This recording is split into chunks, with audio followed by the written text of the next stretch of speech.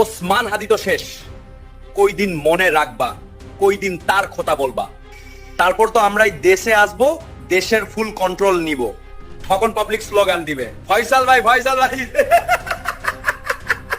শহীদ শরীফ ওসমান হাদির শাহাদতের পর দীর্ঘ প্রতীক্ষার অবসান ঘটিয়ে অবশেষে তার স্ত্রী প্রকাশ্যে এসেছেন।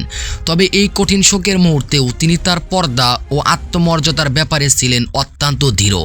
মর্গে স্বামীর শেষ মুখ দেখার সময়ও পারিবারিক পক্ষ থেকে কঠিন গোপনীয়তা বজায় রাখা হয়েছিল, যাতে কোনোভাবে তার ছবি বা ভিডিও জনসম্মুখে না আসে। একজন বিপ্লবী হয়ে ওঠার পেছনে তার সাহস, দৃঢ়তা ও আদর্শের কথা আজ সবাই জানে। কিন্তু নীরবে পর্দার আড়ালে দাঁড়িয়ে থাকা আরেকজন সাহসী নারীর গল্প প্রায় অজানাই থেকে গেছে। তিনি হাদির স্ত্রী রাবেয়া শম্পা। শরীফ ওসমান হাদির মৃত্যুর পর সামাজিক যোগাযোগ মাধ্যমে একটি প্রশ্ন ঘুরপাক খাচ্ছে, কেন হাদির স্ত্রীকে কোথাও দেখা যাচ্ছে না? কেন তিনি ক্যামেরার সামনে আসছেন না?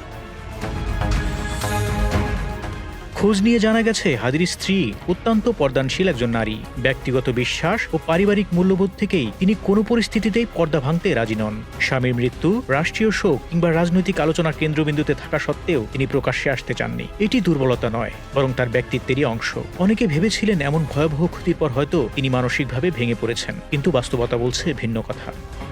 পর্দার আড়াল থেকে তিনি সেখানে যাতায়াত করলেও কিছু অতি উৎসাহী মানুষ এবং একটি জাতীয় সংবাদ মাধ্যম তার গোপনীয়তা লঙ্ঘন করে ভিডিও ধারণ করে তা প্রকাশ করেছে, যা অত্যন্ত নিন্দনীয়।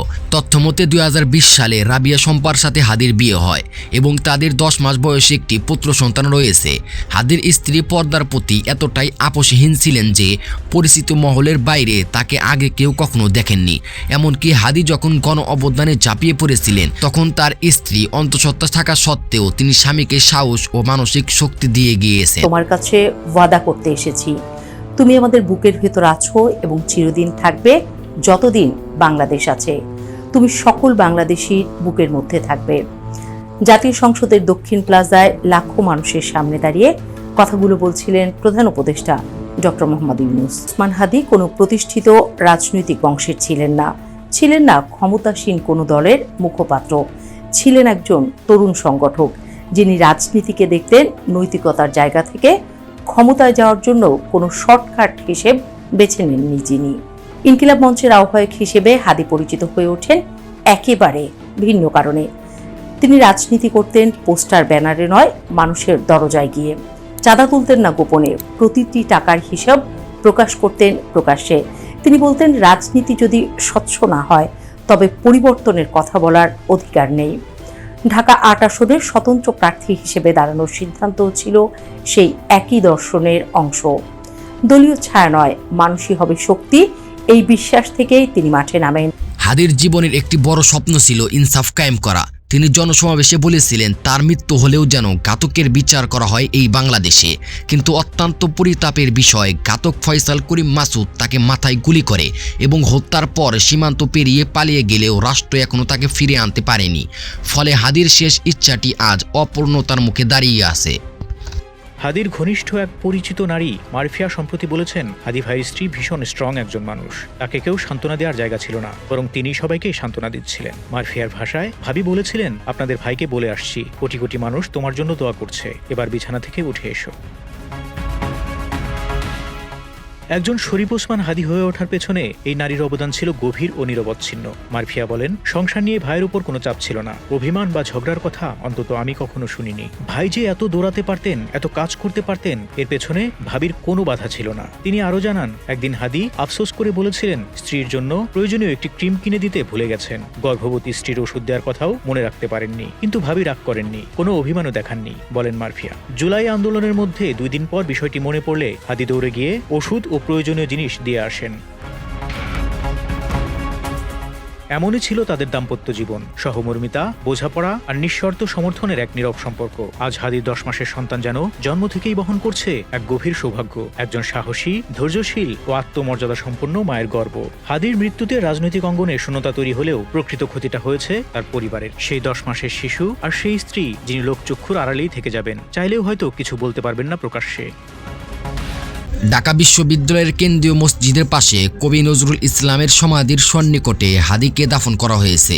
তার জানাজায় সর্বস্তরে মানুষের টল নেমেছিল এবং ইনকিলাব মঞ্চের পক্ষ থেকে ঘাতকদের গ্রেফতারে 24 ঘন্টার আলটিমেটাম দেওয়া হয়েছে। পরিবারের পক্ষ থেকে হাদির ভাই প্রশ্ন তুলেছেন, প্রকাশ্যে দিবালোকে গুলি করার পরও কিভাবে খুনিরা পালিয়ে যাওয়ার সুযোগ পেল।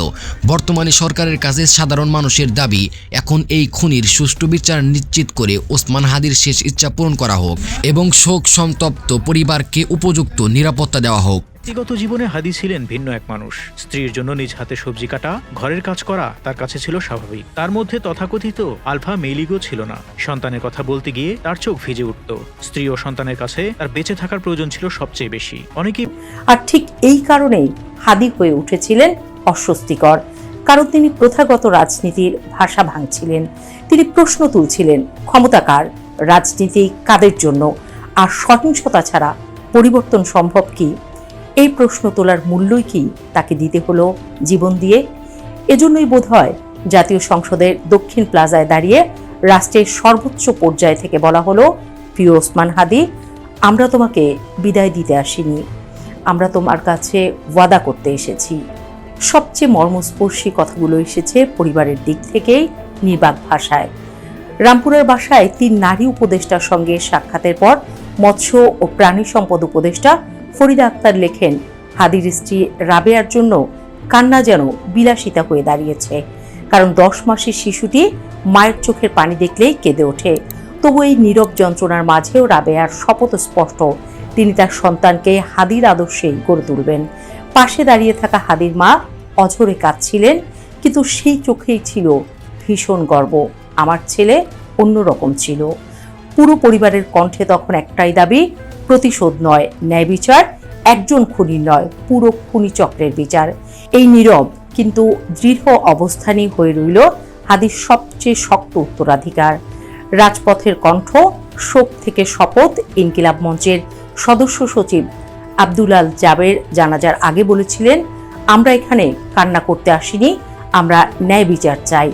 তার বক্তব্যে ছিল ক্ষোভ, ছিল দাবি, খুনি নয়, খুনি চক্রের বিচার। একই সঙ্গে আহ্বান, উস্কানিতে পা না দিয়ে সংগঠিত ও দায়িত্বশীল থাকার। তার মৃত্যুতে রাষ্ট্রীয় শোক ঘোষণা, জাতীয় পতাকা অর্ধনমিত রাখা, সব ধর্মীয় উপাসনালয়ে বিশেষ প্রার্থনার নির্দেশ। এক জীবনে যা যা চাওয়ার থাকে তার সবই বোধহয় পেয়ে গেলেন হাদি। শত শোকের ভেতরে সান্ত্বনা একটাই, হাদির স্ত্রী ও একমাত্র সন্তানের দায়িত্ব রাষ্ট্র নেবে। ঢাকা বিশ্ববিদ্যালয়ের উপাচার্য অধ্যাপক নিয়াজ আহমেদ খানও ঘোষণা দিয়েছেন, হাদির পরিবার এখন থেকে ঢাকা বিশ্ববিদ্যালয়ের সম্প্রসারিত পরিবারের অংশ। সবচেয়ে বড় কথা, বিদ্রোহী কবি কাজী নজরুল ইসলামের সমাধির পাশে দাফন। কাজী নজরুল দ্রোহের কবি, বিদ্রোহের কবি।